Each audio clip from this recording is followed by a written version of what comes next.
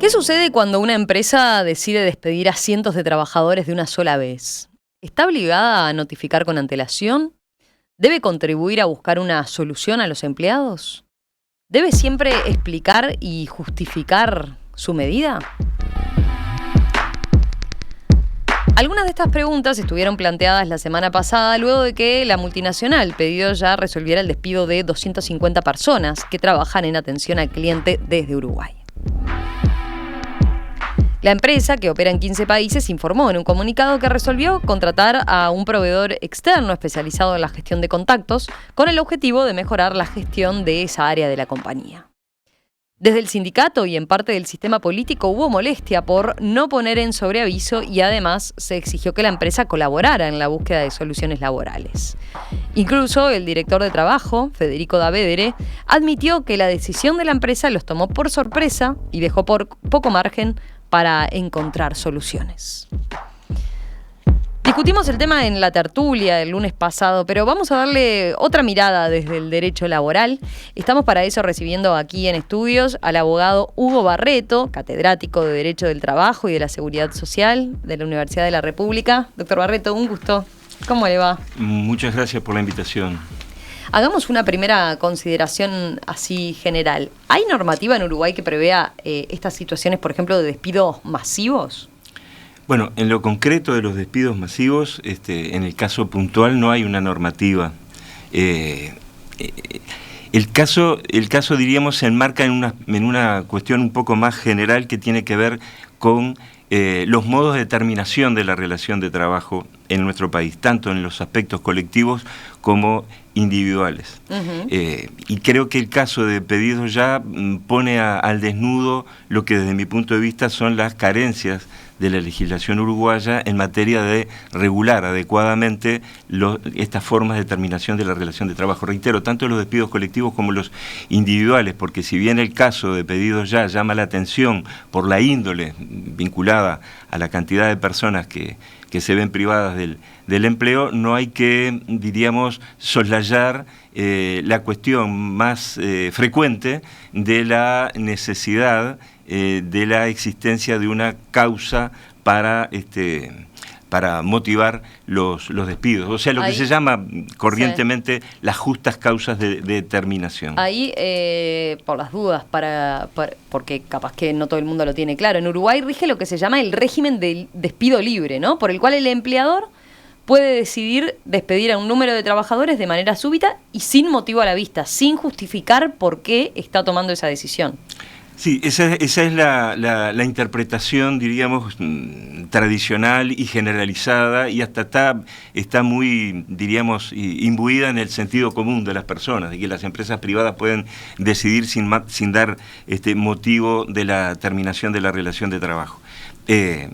Hay otras perspectivas, hay otros puntos de vista al respecto. Siempre existieron en nuestro país puntos de vista que a nivel jurídico sostuvieron la necesidad de que los despidos tuvieran una causa justificada y no respondieran simplemente al albur o al arbitrio del empleador.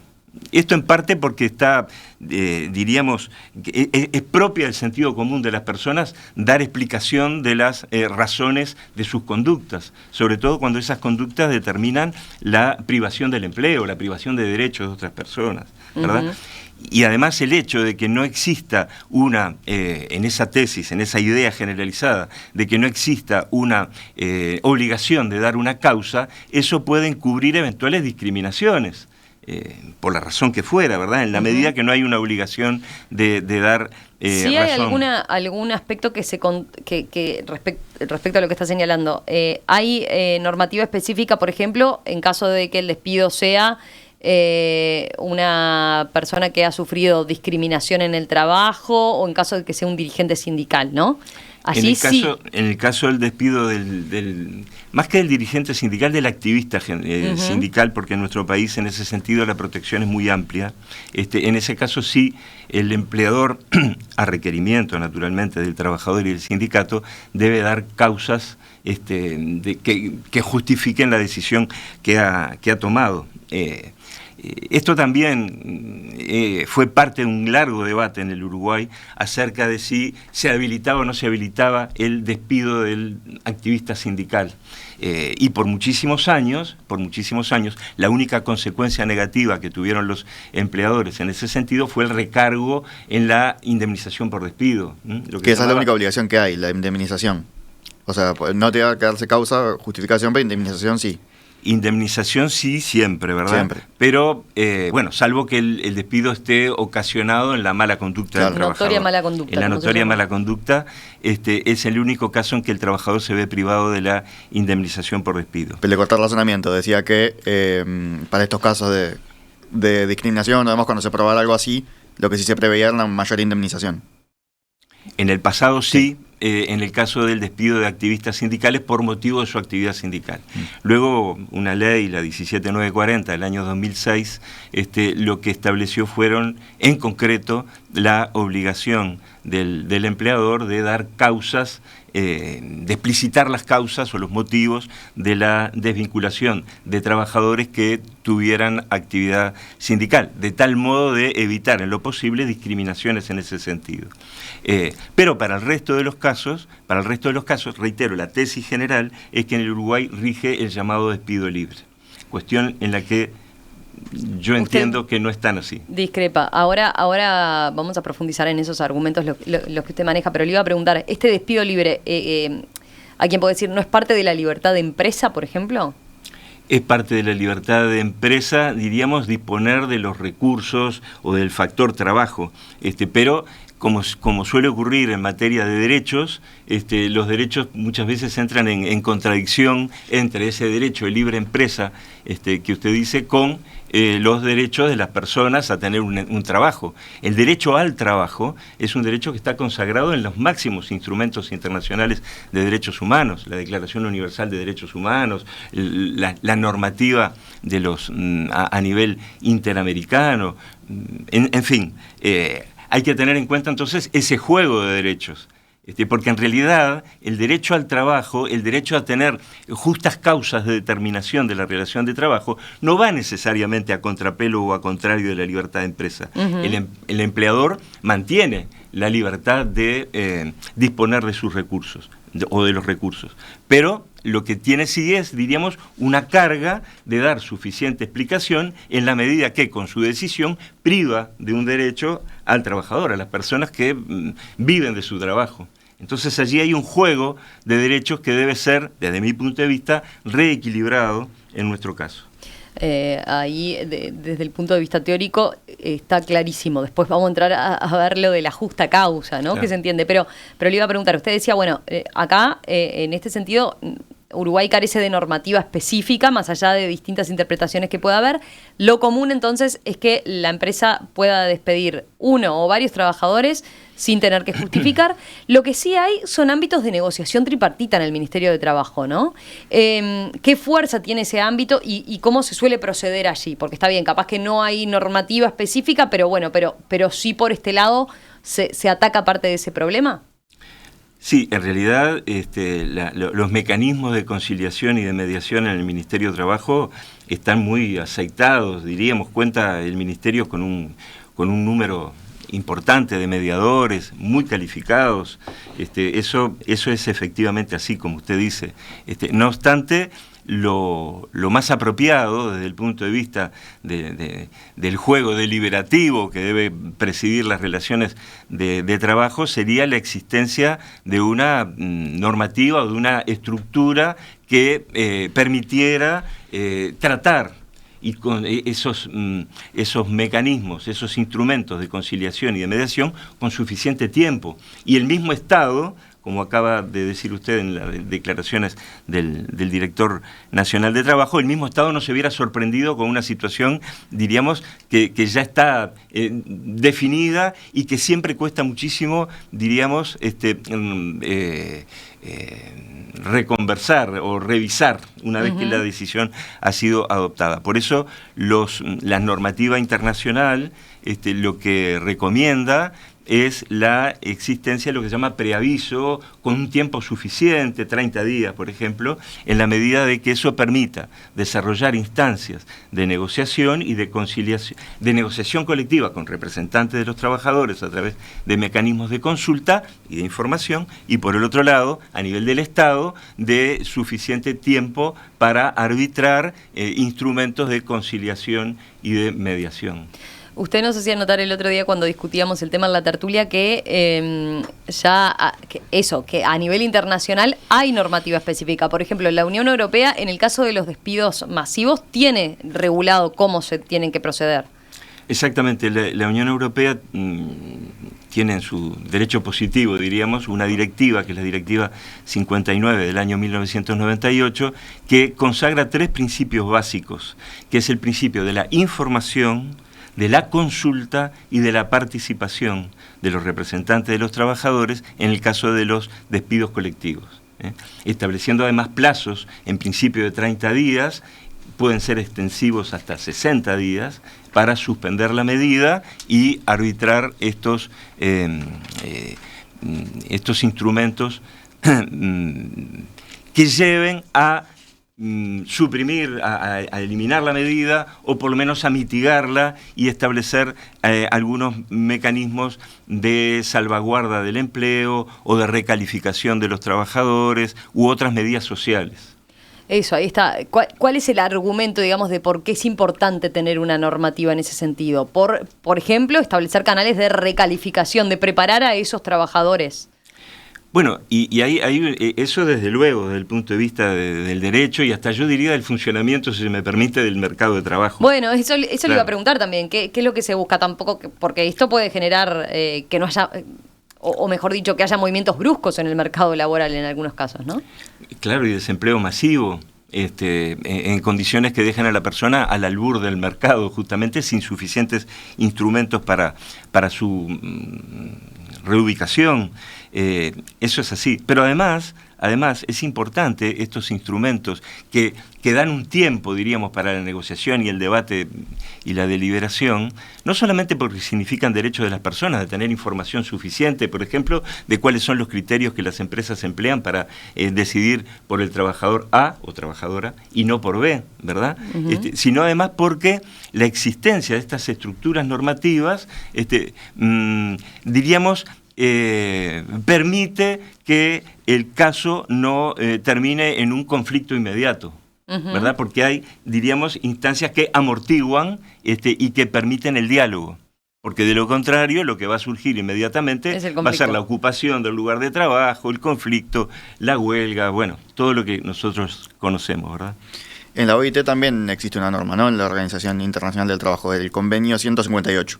Exactamente, el convenio 158 de la OIT refiere a 2 temas que ustedes han adelantado, el primero de los cuales ustedes adelantaron, que tiene que ver con la justa causa de despido y las consecuencias de la injustificación del despido o del despido injustificado, por un lado, y por el otro lado, el establecimiento de mecanismos en el caso de los despidos colectivos. Que en realidad el convenio 158 no emplea el término despido colectivo, artículos 13 y 14 de ese convenio, sino que lo que habla es de despidos en plural, lo cual y además establece justamente estos mecanismos de información y consulta, de remisión del caso a la autoridad competente para su tratamiento, lo cual da la idea de que allí hay no solamente entonces un elemento que tiene que ver con la justificación de los despidos, sino que además un procedimiento para arbitrar el pasaje, diríamos, o el tránsito y soluciones alternativas en el caso de los despidos colectivos. En caso de que no se justifique con estas justas causas de las que podemos hablar un poco más, ahí tiene que operar a reintegro o pagar una indemnización suplementaria, ¿no? Como que eso es lo que se prevé con este convenio. Claro, el convenio en ese sentido es suficientemente flexible como para que los países opten por alguna de las soluciones u otras soluciones que puedan ser admisibles con el tono general de protección o de equilibrio, yo diría más bien, que plantea el convenio 158, la directiva 59 de la Unión Europea, etcétera. Pero eso sí son dos de las alternativas que más se manejan, ya sea la readmisión del trabajador o trabajadora o el pago de una indemnización anexa a la indemnización común. Ahora, este convenio que estamos mencionando no está ratificado por Uruguay, ¿no? El 158 no está ratificado por Uruguay. Este convenio 158 no está ratificado por Uruguay, exactamente. ¿Por qué? Bueno, seguramente sea, como se dice, multicausal, pero presumo que esa idea que está instalada de que en el Uruguay el despido es libre, genera una especie de posición refractaria de ciertos sectores a la ratificación del convenio 158, pese a que, desde mi punto de vista, ya existe en el Uruguay una normativa ratificada a nivel internacional que impone la necesidad de que los despidos sean causados. Pero ya sea la ratificación del convenio 158 de la OIT o la adopción de una normativa interna, un proyecto de ley interno que habilite las justas causas de determinación, en ambos casos, o los procedimientos de despidos colectivos, en ambos casos serían soluciones admisibles. En ambos casos. Uh-huh. ¿Cuál es la normativa específica que usted dice que podría aplicarse y que sí corre para Uruguay? Desde mi punto de vista, Uruguay está obligado a través del protocolo adicional a la Convención Americana de Derechos Humanos. Uh-huh. El artículo 7 de la Convención Americana, en el literal D, establece el derecho a la estabilidad en los empleos, dice, que es un término que convoca también mucho debate, ¿verdad? Pero en lo sustantivo, lo que yo quiero subrayar en este punto es que allí está contemplada la obligación de que los despidos sean justificados. Y Uruguay, desde ese punto de vista, está incumpliendo con este protocolo adicional. Lo que ocurre es que, como no han existido, diríamos, reclamos en ese sentido ante la Corte Interamericana de Derechos Humanos, bueno, diríamos, pasa desapercibido. Claro, pero usted dice se podría, o sea, un trabajador apelando a ese convenio, que sí tiene ratificado Uruguay, podría reclamar. ¿En qué ámbito dijo? ¿En la Corte Interamericana? Bueno, podría reclamar primero a nivel interno. A nivel interno. A nivel de los juzgados laborales, sosteniendo como fundamento, ya sea de una indemnización superior o ya sea del directo reintegro, en el caso de ausencia de justa causa, podría reclamar en un tribunal interno. Y bueno, y si eso no fuera, diríamos, admisible desde el punto de vista de la jurisprudencia nacional, si se mantuviera en una posición de despido libre, allí sí podría, desde mi punto de vista, acudir al mecanismo regional de la Comisión Interamericana y de la Corte Interamericana de Derechos Humanos. ¿Y por qué es que en general dice no se va por este camino? Bueno... ¿O porque nunca se ha hecho?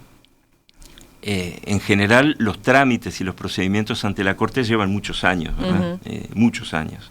Y la situación, imaginemos la situación de un trabajador o trabajadora que se ve privada del empleo, necesita una solución urgente. Necesita el pago de una indemnización, necesita mecanismos de recalificación. No podría dejar en suspenso, diríamos, esos recursos que se le ofrecen de manera inmediata por la legislación uruguaya a la espera de un eventual tratamiento a nivel internacional. Ese es un problema que me parece que pesa mucho. Enseguida continuamos conversando en la entrevista central con el doctor Hugo Barreto, abogado laboralista, catedrático de Derecho del Trabajo y de la Seguridad Social en la Universidad de la República. ¿Qué sucede cuando una empresa decide despedir a cientos de trabajadores de una sola vez? ¿Está obligada a notificar con antelación? ¿Debe contribuir a buscar una solución a los empleados? ¿Debe siempre explicar y justificar su medida?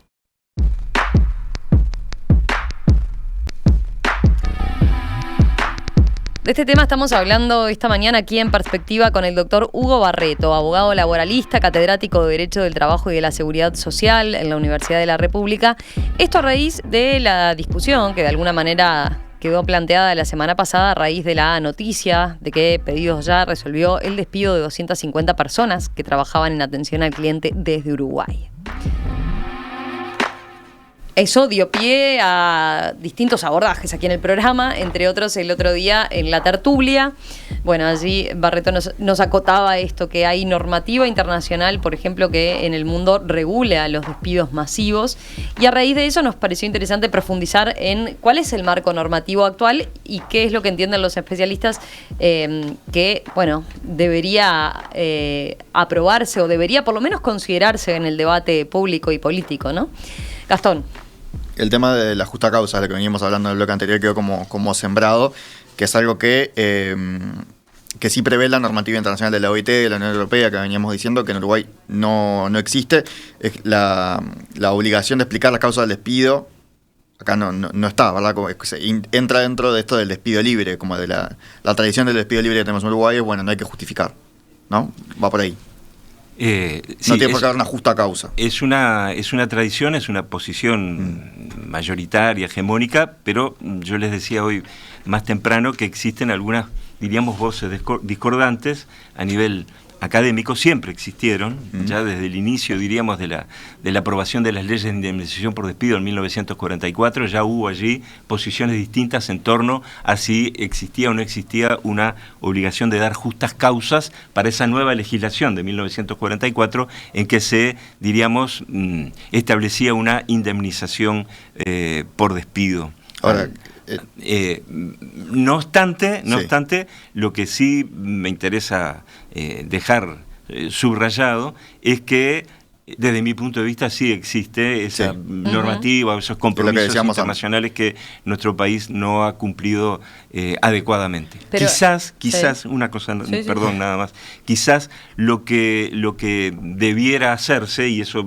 dependerá del debate, quizás de la campaña en los próximos meses, es examinar cuáles podrían llegar a ser las alternativas para que ese deber que yo entiendo que existe a nivel internacional de nuestro país, pueda materializarse a nivel interno a través de una norma jurídica, en tanto parece no ser suficiente con la existencia de un protocolo a nivel regional ratificado por nuestro país mediante ley, etcétera, ¿no? Quizás ese puede ser un camino, una discusión posible. Usted decía como argumento, bueno, en el bloque anterior planteaba lo de, bueno, el derecho, esto está muy arraigado en el derecho de libertad de empresa que tenemos en Uruguay, muy consolidado, digamos, pero también choca contra otro derecho que es el derecho al trabajo, ¿verdad? Y por lo tanto, entonces es más complejo el asunto. Ahora en la tanda mencionaba algunos aspectos que tienen que ver con hasta la propia responsabilidad empresaria de la empresa.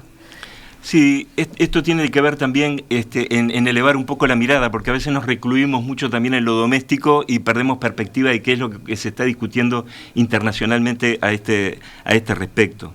Porque, ¿qué ocurre? En el caso de Pedidos Ya, estamos en presencia de una empresa multinacional. Primera característica. Segunda característica, es una, diríamos, empresa que funciona en el ámbito de la economía de plataformas. Y el tercer elemento fundamental de este caso es la decisión de los despidos colectivos, ¿verdad? En estos tres puntos, regulación de la relación entre las empresas y los derechos humanos, en primer lugar. En segundo lugar, regulación del trabajo en la economía de plataformas. Y en tercer lugar, regulación de los despidos colectivos. En ambos casos hay abundante discusión y abundante normativa internacional a tener en cuenta. Por eso les decía que uno de los desafíos siempre es elevar un poco el horizonte de la mirada y ver qué ocurre en el mundo. En materia de empresas y derechos humanos, se viene trabajando desde hace muchos años, desde 2014 por lo menos, en el Consejo de Naciones Unidas, para crear una normativa específica de obligaciones de las empresas multinacionales en materia de derechos humanos, derechos laborales, derechos ambientales, etcétera. ¿Por qué es eso?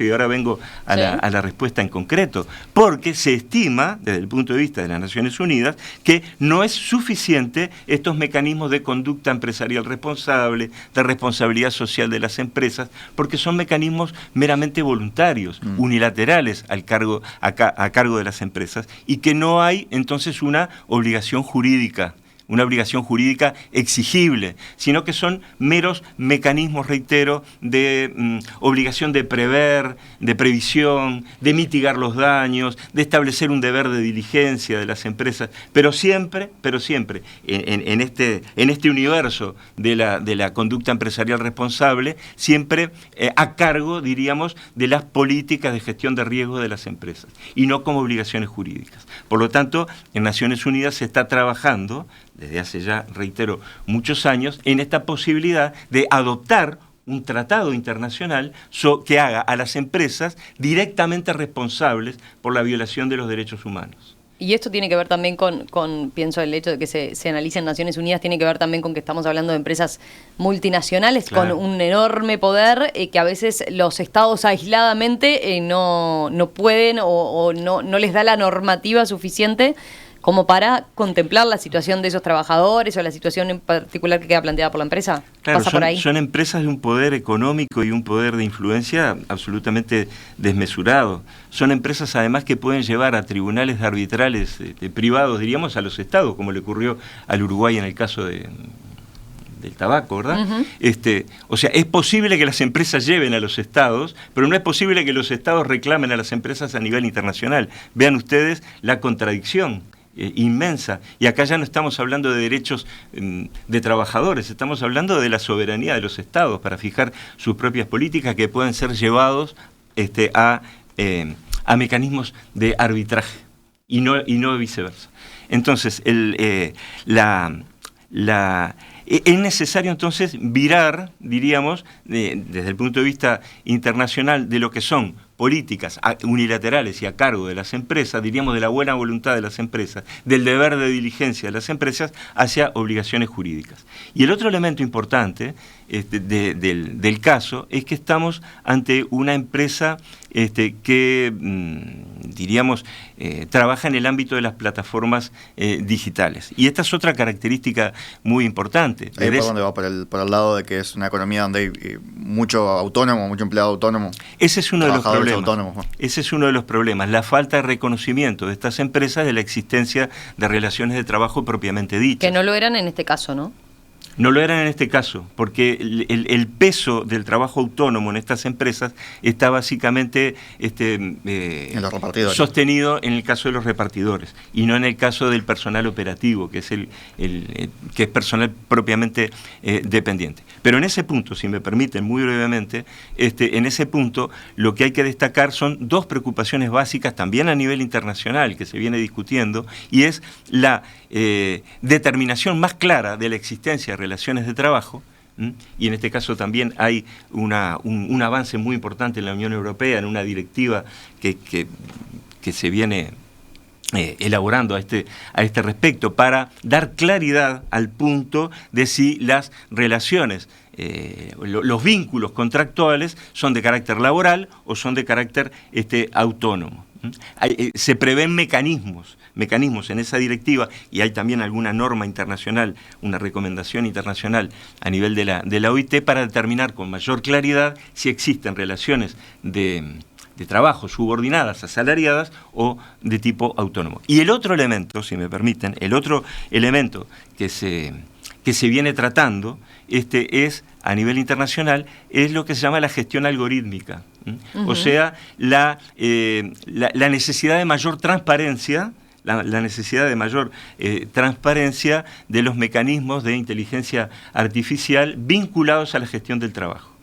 Porque los trabajadores y sus representantes y los estados mismos desconocen, diríamos, el alcance de la utilización de los datos que las empresas hacen para gestionar el trabajo. Por lo tanto, tanto ese proyecto de directiva de la Unión Europea sobre trabajo en economía de plataforma, como un avance muy importante que hay en la OIT, también tendiente a adoptar una norma internacional en el año 2025, pone énfasis en esos dos aspectos. La de dar mayor claridad en lo que hace a la dilucidación de si hay trabajo autónomo o asalariado, y a la necesidad de dar mayor transparencia a la gestión algorítmica del personal.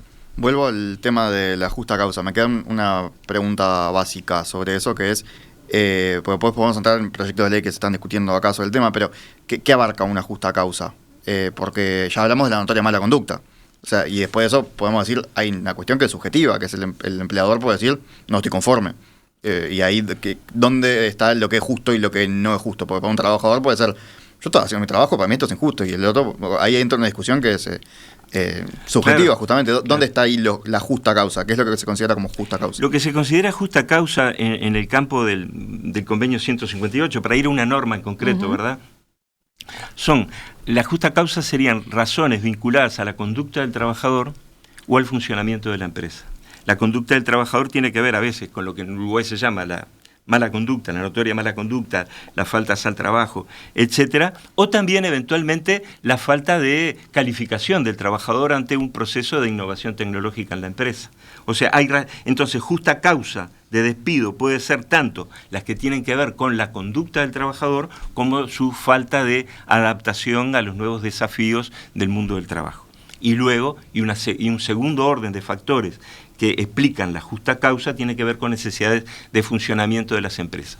Y hay algunas legislaciones, como la legislación española, por ejemplo, y alguna otra norma, alguna legislación europea también, en el sentido de entender que las razones de funcionamiento de la empresa tienen que ver con razones productivas, tecnológicas, de mercado, ¿verdad?, económicas, etcétera. O sea, hay esa, diríamos, posibilidad de hacer un esfuerzo en torno a delimitar el concepto de justa causa. Obviamente, como siempre ocurre en el mundo del derecho y en el mundo de las relaciones laborales, no son verdades apodícticas, diríamos. Evidentemente que siempre puede haber discrepancias, puntos de vista distintos. La norma lo que hace es establecer un marco. Ahí imagino uno de los argumentos fundamentales de las empresas tiene que ver muchas veces con su situación, claro, económica, claro, financiera, ¿no? Exacto, sí, por supuesto. O pérdida de mercados, pérdida de ingresos. Y todo eso estaría justificado, digamos, sería una justa causa. Siempre y cuando la mencione, sería una justa causa. Siempre y cuando la mencione y siempre y cuando, existiendo procedimientos, logre probarlo. O ofrezca información, bueno, por lo menos a ese iba. respecto. Hay que dar un paso más, no basta solo con mencionarlo, sino que la empresa tiene que probar que efectivamente está teniendo un problema de mercado, o que efectivamente está teniendo un problema económico-financiero, que sus números implica, la hace tener que reducir personal. Sí, o que va a proceder a un cambio en la organización del trabajo. O que va, de alguna parte lo que se viene discutiendo, según entiendo por versiones periodísticas, en el Ministerio de Trabajo, en el caso de Pedidos Ya, es efectivamente un cambio en la organización de la producción. La empresa decide tercerizar ciertos servicios. Por lo tanto, hay el campo de lo que podemos entender por justas causas de determinación de la relación de trabajo desde el punto de vista empresarial es amplio. Razones tecnológicas, productivas, económicas, organizativas, para ir al esquema de lo que más o menos se considera en muchos países. Por eso es que yo estimo que no se trata de un planteo de derecho de los trabajadores versus de libertad de empresa. La libertad de empresa se mantiene, solo que se procedimentaliza las necesidades que tenga en términos de readecuación de personal, a través de mecanismos, diríamos, más transparentes, más democráticos, con más derechos de las personas que viven de su trabajo. A propósito de esto, volviendo al tema de la justa causa, en el Parlamento está estudio, ¿no? Un proyecto de ley recientemente presentado por los senadores José Núñez del Partido Socialista y Óscar Andrade del Partido Comunista para que, por ley, se obliga al empresario o empleador a justificar las razones por las cuales prescinde de los servicios del trabajador despedido. En el caso de que no se justifique ese despido por razones vinculadas al desempeño del funcionario o que tengan que ver con la realidad de la empresa, el empleador deberá abonar una indemnización complementaria. Este proyecto, en líneas generales, ¿usted cómo lo ve? Recoge lo que son los principios del convenio 158 de la OIT, ¿no? Yo estimo que sí. Y es un proyecto, además, que en la disyuntiva que plantea el propio convenio 158, que en caso de que no exista causas justas de despido, se opte por la readmisión del trabajador o trabajadora o el pago de una indemnización suplementaria. Este proyecto opta por el pago de una indemnización suplementaria, dejando fuera, diríamos, la readmisión del trabajador. Entonces, me parece, hay que estudiarlo naturalmente, es un proyecto, pero de una primera lectura que hemos hecho, estimo que toma los elementos fundamentales del convenio 158. Convenio no ratificado, según ya conversamos, ¿no? Hay quien puede señalar, bueno, aparecen varios mensajes en ese sentido, ¿no? Hay quien dice, Ignacio plantea, en Uruguay no tenemos empresas tan grandes como para que existan muchos despidos masivos y si el Estado se mete a regular tampoco vamos a tenerlos. Alcanza con mirar el espejo en Argentina donde la mitad de la gente trabaja en negro. Esto va a uno de los puntos centrales que quizás se argumenta en relación a la justificación del despido, ¿no? Si esto no le agrega, por ejemplo, burocracia al procedimiento de despido o no le complejiza el panorama directamente hasta el inversor, ¿no? Que evalúa un montón de cosas para instalarse en Uruguay. Entre ellas, seguramente, lo fácil o lo difícil que es deslindarse del personal en caso de que tenga que hacerlo, ¿no? ¿Qué argumenta usted respecto a este punto? Me parece que los inversores conocen perfectamente cuáles son las ventajas competitivas de cada país y conocen seguramente mejor que nosotros las normas internacionales en materia o por lo menos están debidamente asesorados en lo que tiene que ver con las normas internacionales. Y me parece que la decisión de optar por un país u otro no se debe a la existencia de normas laborales más o menos protectoras de las personas que trabajan. Sino Pero no puede pasar esto que señala el oyente de que la normativa, la dificultad de la normativa haga que se incremente, por ejemplo, el trabajo en negro. Yo estimo que no, porque el trabajo en negro en realidad cuenta con controles. En el Uruguay incluso se ha visto una reducción importante del trabajo en negro. No entiendo que esa sea una vía para no permitir la oportunidad a un debate más franco, más informado, más transparente acerca de los despidos de las personas, de los modos de terminación de la relación de trabajo. Vamos a escuchar un fragmento de lo que decía el doctor Martín Bueno, que participó el lunes pasado aquí en la tertulia, cuando discutíamos justamente este tema a partir de la situación de pedido ya, bueno, cómo debería abordarse esta situación más en general. Esto es lo que decía él. Las empresas son implacables. Pero la fantasía de tener a una empresa de rehén, de, sos mala ética o moralmente, te tenés que quedar y tenés que darme trabajo, pues eso no existe. Mucho menos en el mundo tecnológico, donde todo es un intangible.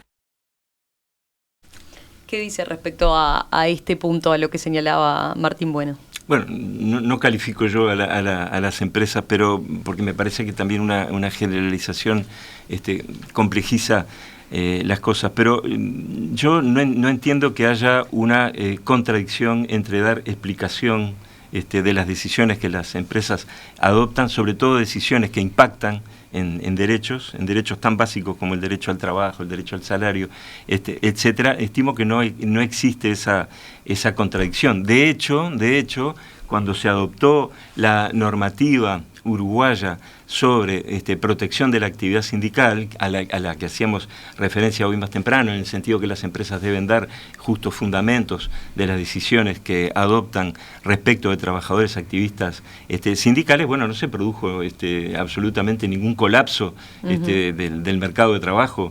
Yo recuerdo que en esa época... En los rankings, por ejemplo, de facilidades para hacer negocios, ¿no? Esos que 2x3 aparecen y que los inversores miran, ¿este tipo de puntos no se toman en cuenta?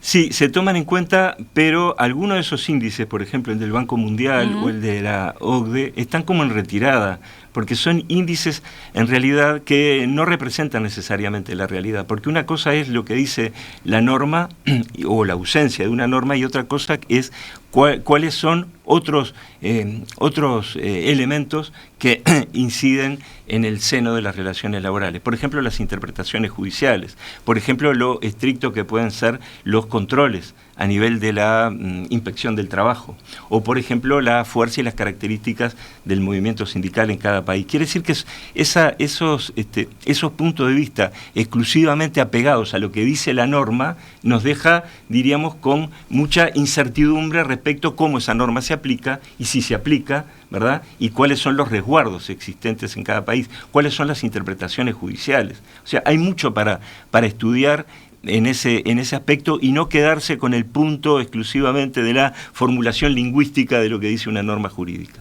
Uh-huh. Hacemos una pausa y enseguida continuamos y le trasladamos las últimas preguntas al doctor Hugo Barreto a propósito de la situación y el régimen en materia laboral de despidos de los trabajadores que existe en nuestro país. Seguimos esta mañana aquí en la entrevista central de En Perspectiva con el doctor Hugo Barreto, abogado laboralista, catedrático de Derecho del Trabajo y de la Seguridad Social de la Universidad de la República. Acá veía algunos mensajes. Gastón plantea que, ante lo que veníamos mencionando, ¿no? La causa justa en materia de despido, dice, lo que haremos los empresarios es tomar menos personal, ya que esa medida es un incentivo negativo a emplear personal. Usted dice, con otras normas que se han tomado, esto no pasó nada en el mercado laboral, no fue un efecto negativo, dice, en el mercado laboral. Y bueno, no, si nosotros tenemos en cuenta, lo primero que quiero decir es que, respecto a lo que dice el oyente, es que si una empresa necesita personal, lo va a tomar, no va a restringirse si lo necesita por la existencia de un eventual deber de dar una explicación en el momento del despido del trabajador o trabajadora. Y en segundo lugar, diríamos que no hay una incompatibilidad entre derechos de las personas que trabajan y desarrollo empresarial. Lo que fue el reformismo laboral del último periodo, del 2005 en adelante, no se vio, fue un reformismo muy importante, ¿verdad? Podríamos dar detalles a ese respecto de la cantidad y la profundidad de las normas que se adoptaron en materia de derecho colectivo, derecho individual, derecho procesal, y sin embargo eso no redundó ni en despidos masivos, ni en retiro de las empresas, al contrario, también se vio la realidad de la localización de algunas empresas multinacionales muy importantes, ¿no? Bueno, a propósito de eso, lo último respecto a la justificación de los despidos. Mencionamos la normativa de la Unión Europea y de la OIT que hace referencia a este aspecto, pero ¿qué pasa en los países de la región, por ejemplo, donde Uruguay compite en materia de atraer inversiones? ¿Es común este procedimiento? ¿Está generalizado?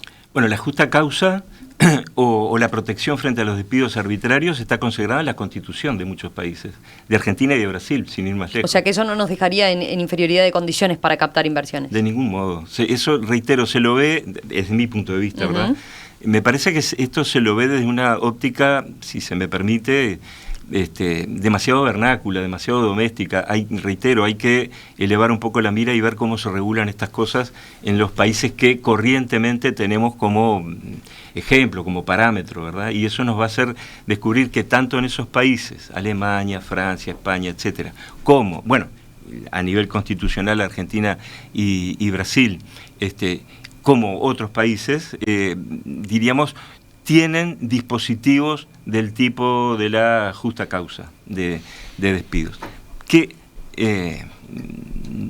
reitero, la justa causa, o sea, la necesidad de dar explicación acerca de las conductas personales es algo que nosotros empleamos en lo habitual de nuestras vidas. Siempre damos razón de nuestros dichos o de nuestras conductas. Sin embargo, cuando se llega al umbral de la empresa y lo que hay que hacer es dar una explicación de por qué dispongo del derecho, en el fondo, de otra persona a trabajar, bueno, ahí parecería que no hay ninguna obligación de sentido común, reitero, más que jurídica, de dar explicación de la conducta.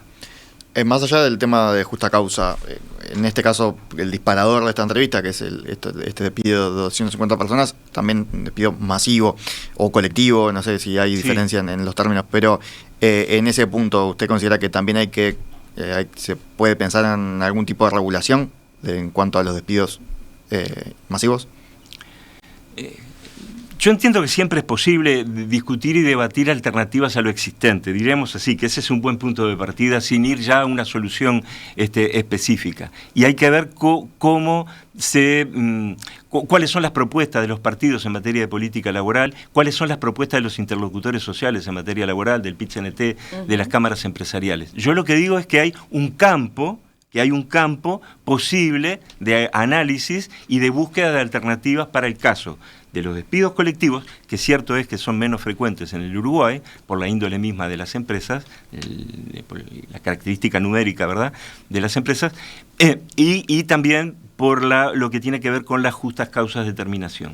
Yo lo que digo es que ahí hay un campo, hay una propuesta legislativa, puede haber otras, y hay una normativa internacional y a nivel de lo que llamamos el derecho comparado, o sea, de los derechos de los nacionales de distintos países, en que puede tomarse como parámetro, como ejemplo, como insumo para una discusión. Yo lo que entiendo entonces es que el terreno debería estar preparado para animarnos, ¿sí?, a una discusión más general acerca de ese juego, de ese reequilibrio de los derechos entre, como ustedes decían, la libre empresa y el derecho al trabajo. Hay fórmulas posibles para encontrar mecanismos, diríamos, que contemplen adecuadamente y sin desmedro de ninguno de esos derechos, como ocurre en el momento, ¿no?, actualmente. Me quedó un punto por preguntarle que tiene que ver con el preaviso. En la normativa que hemos citado, por ejemplo, se habla de, avisar con un periodo de tiempo de unos 30 días para que, entre otras cosas, haya un ámbito de negociación o se dé la posibilidad de recapacitar a esos trabajadores. Acá, en este caso que hemos mencionado, lo de pedido ya fue de un momento para otro, fue repentino, y eso fue uno de los aspectos que se discutió. Pero en esa materia, ¿qué entiende usted que debería adoptarse como criterio? Porque está la idea muy extendida de que los despidos son siempre un viernes a última hora de la tarde, ¿no? Por ejemplo, para que el trabajador, entre otras cosas, no quede vinculado a la empresa y, por lo tanto, tenga acceso a información o a capacidad de hacer determinada maniobra que perjudique a la empresa, ¿no? Por ejemplo. Ese es un aspecto que siempre se sobrevuela. En esa materia, ¿qué es lo que señala? Bueno, lo que señalo es que el preaviso existía en el Uruguay. Antes. Claro, existía un dispositivo, fíjense ustedes, del Código de Comercio del siglo XIX, existía un preaviso. Lo que ocurre es que cuando se adoptaron las leyes de indemnización por despido en 1944, diríamos, se enfrentaron, disculpen la retrospectiva esta histórica, pero se enfrentaron como dos posiciones. Hubo quienes dijeron, bueno, se mantiene la obligación de dar preaviso, y hay otra posición que terminó siendo hegemónica y mayoritaria, que interpretó que las leyes de pago de una indemnización por despido habían derogado tácitamente esa obligación de preaviso.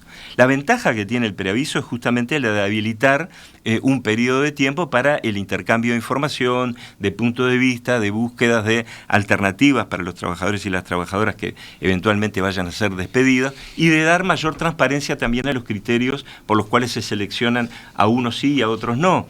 Porque lo que ocurre en el común de los casos, ante una desregulación como la que existe en nuestro país, es que muchos pueden terminar abrigando la sospecha de que en la elección concreta y quiénes son las personas que vayan a ser despedidas, quedó allí más o menos encubierta una razón de tipo discriminatoria.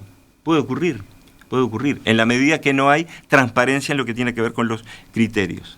Entonces, la transparencia de los criterios por los cuales se opta, no entiendo que pueda dañar excesivamente, diríamos, el derecho a la libre empresa, sino que va en orden, más bien, de salvaguardar, evitar sospechas, dar mayor paz social, ¿verdad? Pero ¿cómo puede trabajar ese trabajador? ¿Cómo se va a desempeñar durante esos días mientras que está, ¿no?, sabiendo que su relación laboral termina en 30 días? Es lo que ocurre en muchísimos países. No le encuentro, diríamos, una dificultad. En todo caso, esa decisión diríamos, está pendiente, diríamos, de la posibilidad de llegar a un acuerdo, de la posibilidad de que ese trabajador pueda contar con alternativas distintas para su empleo, ya sea de recolocación en otra empresa, ya sea mecanismos de recapacitación, ya sea de mecanismos que tienen que ver con ampliación de los subsidios por desempleo, si es que no tuviera derecho al subsidio por desempleo por haberlo agotado antes. O sea, hay un conjunto de instrumentos que hace que la incertidumbre del trabajador se minimice o pueda el trabajador entender que hay una red de cierta protección para el caso en que quede sin empleo. Me parece incluso que esa puede ser una razón más para reafirmar a ese trabajador en el cumplimiento estricto de su trabajo, a sabiendas de que el sistema, la misma empresa, le ofrece alternativas a la lisa y llana decisión comunicada, por ejemplo, a través de un Zoom, a través de un WhatsApp, como suele ocurrir en muchos casos. Doctor Hugo Barreto, abogado laboralista, catedrático de Derecho del Trabajo y de la Seguridad Social en la Universidad de la República. Gracias por estos minutos esta mañana aquí en Perspectiva. Muchas gracias a ustedes, es un gusto estar acá. Que pase bien.